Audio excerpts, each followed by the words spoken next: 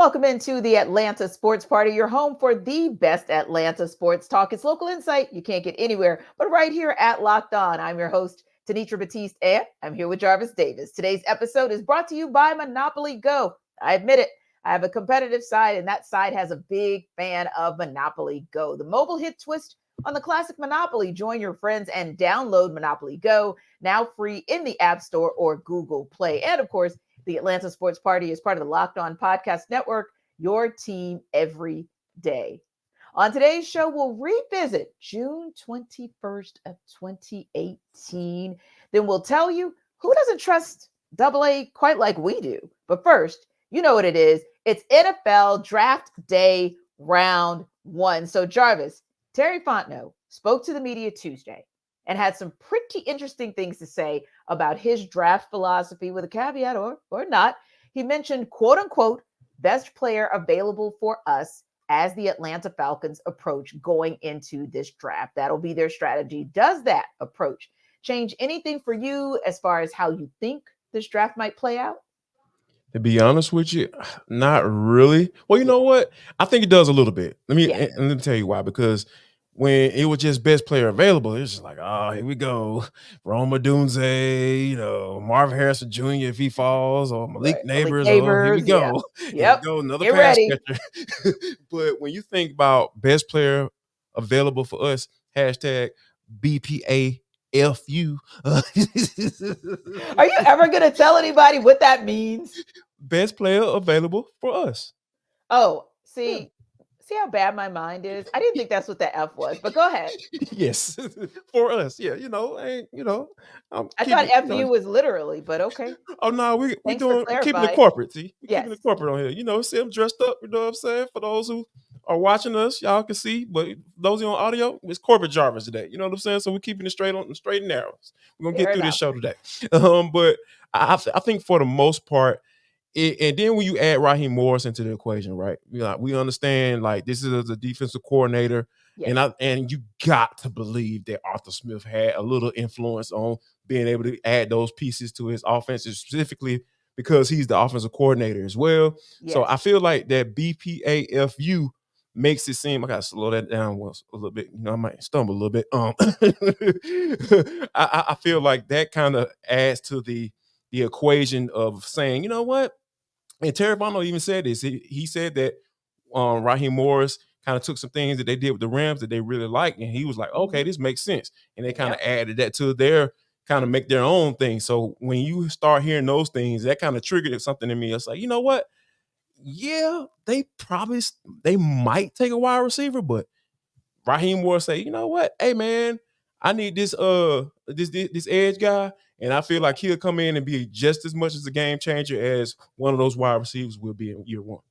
Yeah, and I think for me, it's kind of like it doesn't change my thoughts on it because we really have been hearing best player available since the beginning of Terry Fontenot's tenure, and we've actually seen it in the way that he's drafted so far. And for me, I think that that's perfectly fine, except let me go back and say this, then I'm going to come forward. So when you look at the draft picks for the Rams from 2023, like you said, you have a pretty decent number of picks that are defensive players, right? They didn't really go out of their way to get anyone in the early rounds like Steve Avila, Byron Young, Kobe Turner. Like those guys aren't offensive players. And like you said, Raheem Morris is a defensive coordinator at heart. So that kind of gives me a little bit of courage. The only thing that makes me pause is what those 7 teams are going to do ahead of the Falcons and how much will that impact what they're able to do at 8 should they stay there. For me, I am perfectly okay and kind of leaning in the direction of them trading back to get some more draft capital. But if they decide to stay at 8, my biggest concern is, okay, quarterback 1, Caleb Williams, gone. Quarterback 2, Jaden Daniels, gone. Quarterback 3, Drake May, gone. Marvin Harrison, gone. Then where do we go from there? Possibly Malik Neighbors, gone. Yeah. JJ McCarthy, gone. Who am I missing? Oh, Joe Roma Yeah, well, Sure. but no. Let's take Yeah. him out for a second. Let's take Okay. him out Okay. for a Cool. second, Yeah. and let's say that he falls on the other side in the top 10. Okay. So I just then gave you Rome Odunze, Malik Neighbors, and Marvin Harrison Jr. If it plays out that way, I'm good with best player available because Sure. that means that all the QBs are off the table pretty much, except the one that we think would be a good idea to pick in the late first round or the beginning of the second round. Yeah. And all the wide receivers, at least for that first run, are gone. So I feel like best player available at that point could be whomever. And I'll be honest with you, I don't care whether I prefer pass rush, but I don't care if it ends up being a D lineman or if it ends up being an O lineman. Because as long as you're doing something either for the defense or shoring up the trenches, I'm perfectly okay with that. So yeah, Jarvis, I would say probably overall, I'm not overly concerned because I do think that coupled with Raheem Morris's background, you made a great point about Arthur Smith and the influence that he had on the first 3 drafts under Terry Fontenot. Now you've got Raheem Morris. I think that this team is going to be perfectly fine. I don't think people are going to be terribly surprised at the result, but I do think this is something to consider. NFL insider and former NFL Network reporter James Palmer told a local Atlanta radio station Wednesday the Falcons have been calling teams inquiring about moving up in the draft. Now, does that change how you think this draft may play out, at least in that first round? T. Yeah. Like, I That one threw don't me too, see, Jarvis. like, oh gosh, like I have to remain calm, right? Because my blood pressure started Keep calm, rising up. Jarvis. I was about to loosen up my tie, T. I promise you, because you talking about moving up, because ain't nobody moving up for no defensive Right. player. You know what I'm Exactly. saying? Like, if you, do y'all really like Marvin Harrison Jr. that much? Right. Or do y'all really like what Malik Neighbors bringing to the table? Yeah. That's the only scenario I see is them trading up. It has to be for an offensive player. Yeah. It can't be quarterback, T. There's no way possible. No, It can be that does quarterback. not make sense to me either. Yeah, so when I hear that, I feel like has to be all type of smoke just being Yeah. blown It when has you to be. think about that aspect of it. Because think about if the Falcons are even thinking about trading up, that changes people's boards. That Yes. they may have That somebody call like, you know what, y'all trying to move up? Why y'all trying to exactly. move up? Where What you y'all know? exactly. Yep. Hey What are you man, doing? I Yep. want And to move then to your spot. You know what yeah, I'm saying? Like, exactly. hey, That trade trickle back down with effect. me Yeah. so I can get my person, and then we'll sweeten the pot for you a little bit. Because Terry already mentioned that they've had preliminary phone calls Oh about, yeah. with teams about moving back potentially. Hmm. Maybe some of those calls were to move up, but Yeah. I feel like I think there's a game of chess being played here. I think That's so kind too. of because the rumors that we've been hearing about Yeah. Michael Penix being taken Yep. at 8, like, no, that's Nope. not happening. I don't Yeah. feel. And then when you're talking about them moving up, who they Hmm. gonna get Right. For for who? who? Yeah. Because I mean the move that the Craig Texans who? made, right? The move that the Texans made for Will Anderson, now that made sense. But Sure, to your yeah, point, this is a draft that's way too rich in at the positions of need for the Falcons, such right. that they wouldn't have to do such a thing. And so, to your point, I hope that it's just more smoke and mirrors, or I hope it's just strategizing, no different than what we feel like was the rationale for going and having that meeting with Michael Penix Jr. Not to say that they wouldn't draft him late, but to say that that also could have had some overtones of strategy, if you will, and overtones of scheme. But there was something else that Terry Fontenot said Tuesday about the team currently. He said, quote, "We feel like we can play now in terms of how this roster is currently constructed. Do you feel they're ready right now?" Absolutely not. I Yeah. feel like they're in a better space to compete by having a quarterback, right? To be able to utilize all those offensive weapons that you used all that draft capital on in these past 3 years. So, but I don't feel like this is a finished product. I mean, I don't, and to be honest with you, I don't think that's what he was saying. I feel Yeah. I would like if you hope try not. to right, yeah, me too, T. I don't Yeah. think I think Terry is a little bit more, advanced than that. I think it's Yes. more so he was saying how, yeah, we like what we have on our team, but Terry always talking about how but we're always looking to get better. Always. We're Yeah. looking to add competition, on the offensive line. I always talk about offensive line, but hey, I'm Mm-hmm. more than willing to add competition in there because we love guys that coming in and compete for their spots. Not only the guys that have been here and been in those starting positions, but we want to bring in guys that can come in and compete and Mm-hmm. potentially, uproot those guys and be the guys that going into the future. You know what I'm Yeah. saying? So I feel like that was kind of what that statement was. But yeah, if you kind of ask me flat out, are they ready to go out and win some games right now as of this moment where this roster is currently constructed? Absolutely not. Like Yeah. who's starting at outside linebacker? I know we got Arnold Ebiketie on one side. You telling me Lorenzo Carter gonna be a starter? Right.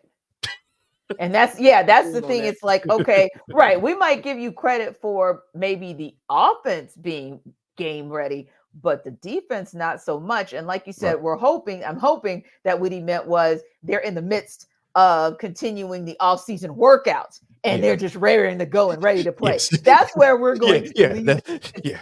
That's what I'm going to A assume little rah eventually. rah. That's a little rah rah comment. Yeah. Yeah. There we Exactly. go. All good. All good. So when we come back, we'll talk about who doesn't trust Double A quite like we do in the deep dive.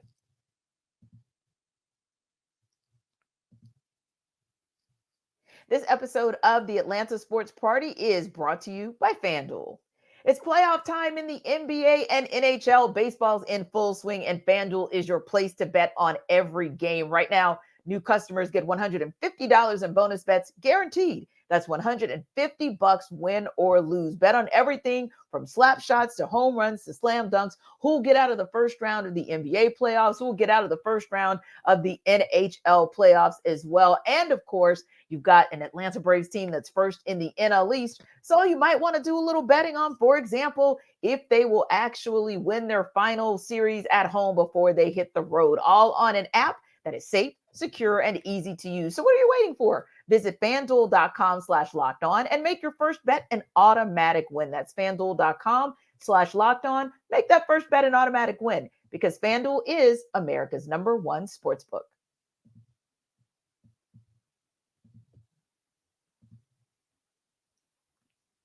Okay, Jarvis. So we had a wonderful time Tuesday seeing Maximus Freed look like Maximus Freed. I mean, Max Freed absolutely bodied the Marlins. A complete game, Literally. something that you barely saw last season. And it's so exciting to see him because, of course, we know this is a guy who had a rough start to the 2024 season. And then Bryce Elder, you didn't know where he was kind of in the mental and the physical space as far as would he return to form for the Bryce Elder we saw first half of last season versus maybe second half of last season.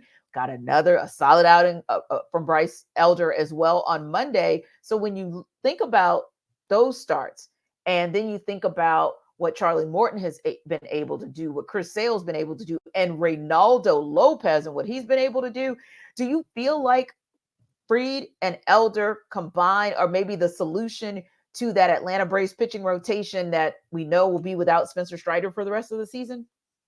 Yeah, like we talked with Grant on Atlanta Baseball Party. I feel like when you put these two guys' names in the conversation of moving into, not replacing Mm-hmm. Spencer Strider, Right. because Yes. I don't think that's fair. Especially for a guy like Bryce Elder, who is just Mm-hmm. really had his first full season of going that long and being Yeah. a starter in the rotation and pitching Mm-hmm. so many innings. So I think that when you add Max Fried doing what he did last night and just like he just looked different. And when we talk about the whole mental piece that goes into being a baseball player, we know that I probably put it up there with as far as all of the big three professional leagues. It's probably up there number one for me as far as like what really goes into being a successful Major League Baseball player. You just got to look at that psyche as number one Yeah. out of all of those professional leagues, and those is specifically a pitcher. We know what the mental play that goes into that. So to see him walking around with that confidence and just to go 9 innings, a complete game. What? It's only three. It's only happened 3 other times in the Yeah. major leagues, and I think he had 34 back in 2023. in the entirety of Major League Baseball. So Yeah. we just don't see that anymore. And for him to Right. come out and do what he did, like, I'm more than confident. And then Bryce Elder, I want to see maybe a 1 or 2 more outings. They don't have to be shut out, but Right. I want to see some consistent starts from him. Yeah. And so he could be a blend of the guy that we saw last year instead of the guy that we saw in the second half that's like he just couldn't put it together.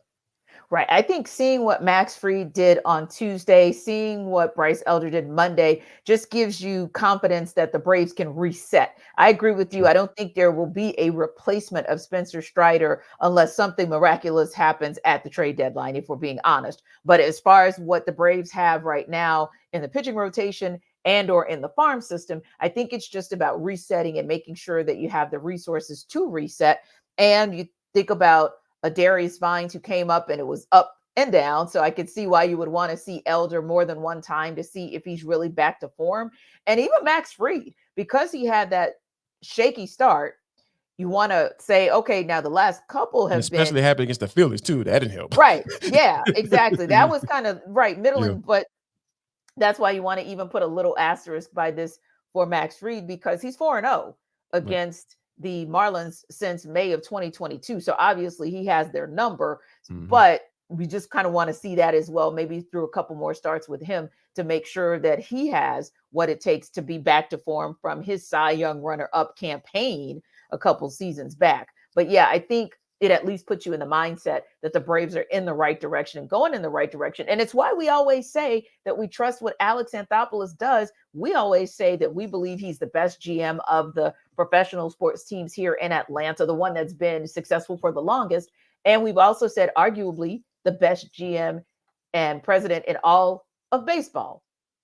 However, The Athletic seems to think otherwise. The Braves front office was recently ranked third in Major League Baseball out of the top 10 rankings in an article in The Athletic. The Dodgers were ranked number 1, Rangers number 2, and the Braves came in at number 3. Rays number 2.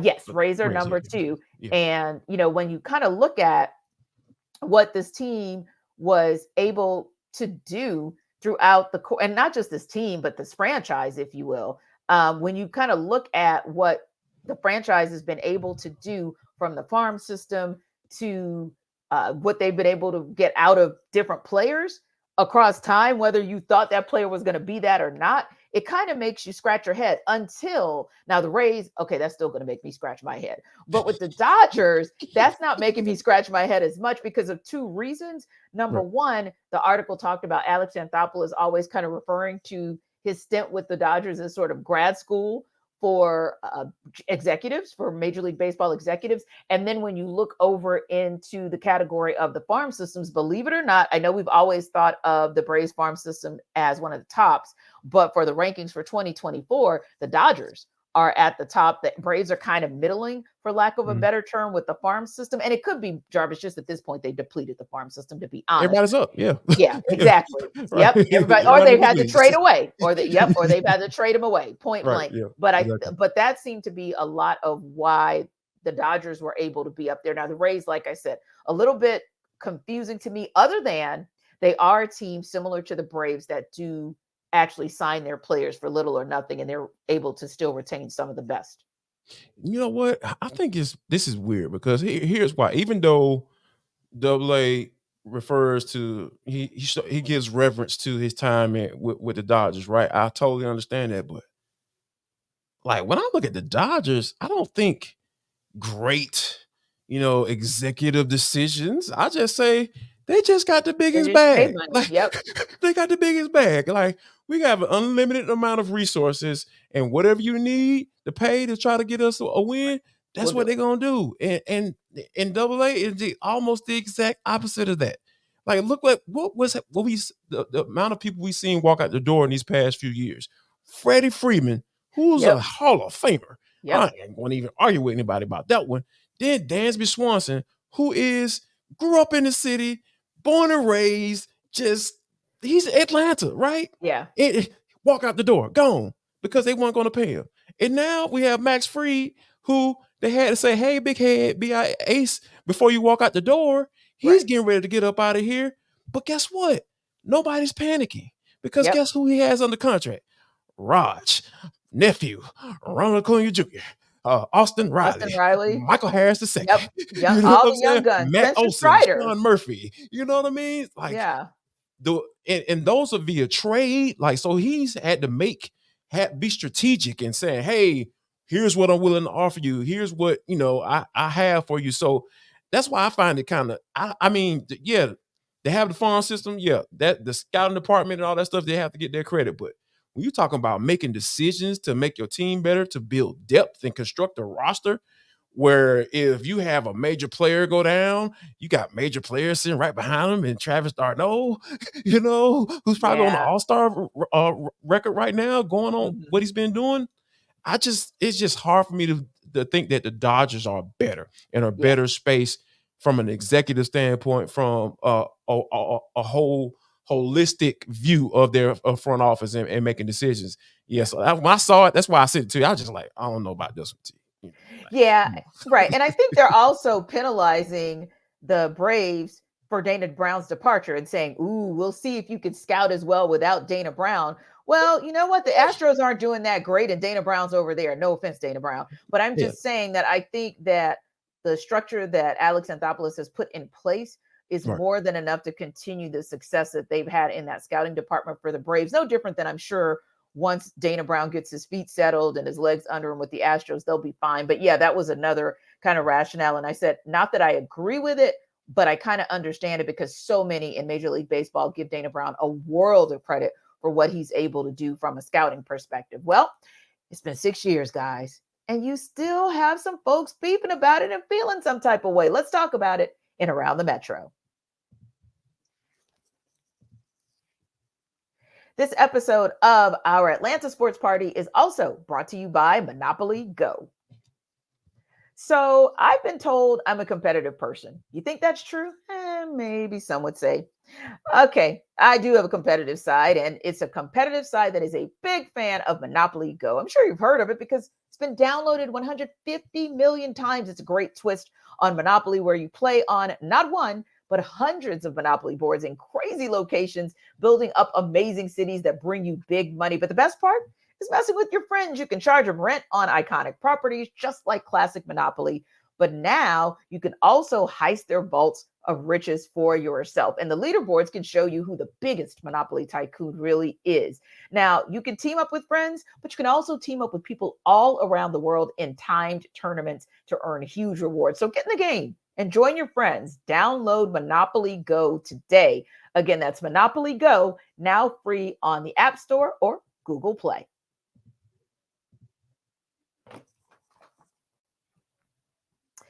June 21st, Jarvis, of 2018 is a day that for some lives in infamy. But Yes.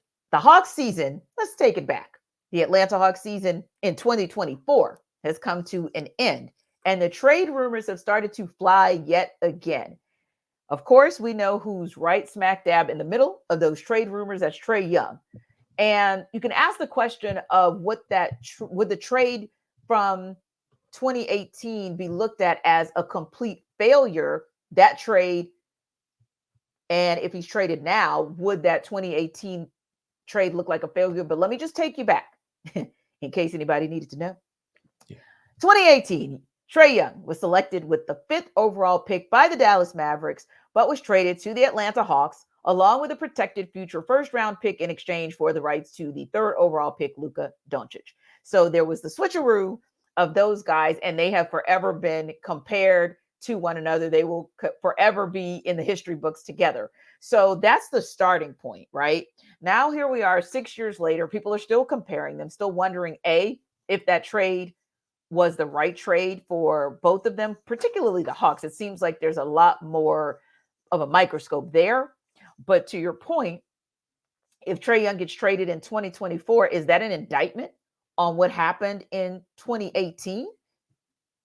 You know what? To be honest with you, like I think the part that kind of changes my mind a little bit is the whole being a complete failure, because they had success before Dallas had success, right? Like they made the run to the Eastern Conference Finals, and I know a lot of people may look at that and say, "Oh well, it was kind of worked out for them that way." I mean, but yeah, they still had to go out there and win the games because Yes.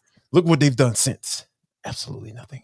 Yep. So we understand that they were doing a lot of things right, with Nate McMillan taking over and going on that run and making the necessary adjustments so they can, because that team was perfectly put together by Travis Slank. Where you talk Yes. about Double A and how we trusted. I trusted the Slank. Hashtag trust the Slank. Yeah. That's what I was on back then. But it's unfortunate that Slank wasn't able to see it through. Obviously, he had some downfalls, right? Because we still trying to figure out who DeAndre Hunter is. I Yep. know you're not, but Yeah. we're trying to figure out like what the trade value is for him, and or if he does stay on the team, he gonna come off the bench. Like it's not even Yep. a choice for him to start be a starter anymore. So we understand like we've seen the downfall, but the peak was pretty doggone high. And guess what? Dallas just got to that, Yeah. by going to the West Conference Finals a couple years ago. Yeah. So when you think about that aspect of it, I wouldn't say it would be a complete failure, but oh man, would it be bad if Lucas continue on with the Dallas Mavericks, which it looks like he will, Yeah. for the next few years, and be one of the competitors, one of the contenders, excuse me, in the Western Conference, and Trey Young is playing on another team. Yeah, and I think to your point, I can't say a complete failure because you can't take away what happened. Like you Right, can't take exactly. Yeah. away that run to the Eastern Conference Finals. It was what it was, and Trey was a big part of that. And I Sure. always say, not that they would have beaten the Bucks, but if Trey Young was in that series for the duration, I feel like they could have taken him maybe to a seventh game. Absolutely. So yeah, so and anything can happen, but when you kind of compare and contrast it, I think where I stand is this: it's still to be determined because right now you can say individually you could probably tip your hat to Luca. I mean, three Yep, times first team All NBA. That's that's fair. very difficult to do in Right. 6 seasons. Like you Yeah. got to give him a world of credit for that. And then, and actually that would be in 5 seasons because I don't think first team All NBA has been released quite yet. So Yeah. you've got that piece, but then you've got Trey, which is the one third team All NBA honor. So individually, he's kind of showing that he's a little bit kind of ahead of the curve, if you will. And I Right. think too, where the Mavericks are going, minus letting Jalen Brunson go, that was the dumbest thing they could have ever done. But No doubt. yeah, but outside of Jalen Brunson parting ways with them, they did get Kyrie Irving. And from all reports, it seems like he is back to playing his best basketball, back to a good mental space Sure. in basketball. You saw that they were able to even up their series. So they're trending up as far as what their GM and front office is doing. You just made a great point. The GM and front office for the Hawks is what makes everybody say it's going to feel like a complete failure because if Trey Young parts ways with this team, or even if Trey Young stays with this team, but they don't give him a supporting cast that looks like a Kyrie Irving, if you will, then and we're having the same conversation, Jarvis, for a fourth year in a row, whether it is play-in or whether it is exiting the first round. That's when you're going to start feeling like it's a failure. So you really can't put it on Trey as a complete failure. If No. you're asking me if the front office would be a complete failure, I wouldn't say complete, but I say close to it because I don't want to take that away from Travis Schlink. But we just have not seen it from the front office. And that's no offense to Landry Fields, but we just haven't seen it produce dividends. We've seen pieces. We like the Yeah. Sadiq Bey move. We thought that was a good one. Right. Yeah, So, yeah. yeah, So I'm like, there's been some solid moves, right? Like I like what I've been seeing from Kobe Buffkin. I feel like that's going to be that's a good, something. yeah, that's a I good think it's one. something there, Yeah. So, but it I don't. So do I need to start looking at here? My biggest issue with Landry Fields, and you guys know that all Locked On Sports Atlanta insiders. By the way, if you want to become one, y'all can do that. Just click on that link in the description box.